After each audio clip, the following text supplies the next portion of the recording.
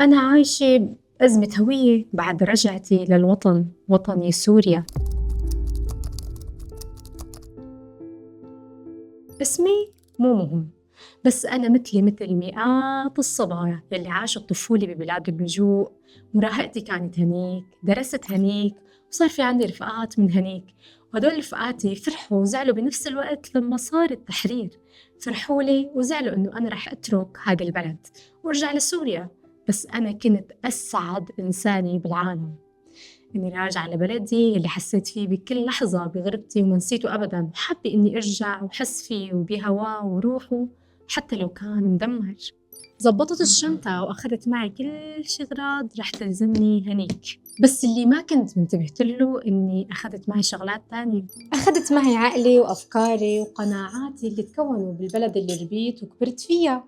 أول تحدي عشته إنه لقيت حالي بين يوم وليلة بمكان مختلف تماماً عني، ما بيشبهني وعم يحسسني بعدم الانتماء.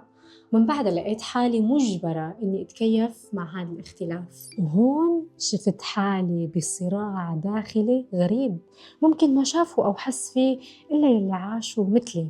فجأة عم تتراقب سلوكياتي وعم تتقيم وتتفسر على إنها مشكلة، بس أنا مو شايفتها مشكلة أبداً. ومع هذا الصراع اللي عم عيشه سببه إني عم عيش بثقافتين مختلفتين، وسبب صعوبة بالاندماج مع مجتمع بلدي ووطني اللي بحب، وكل اتجاه عم يشدني باتجاه.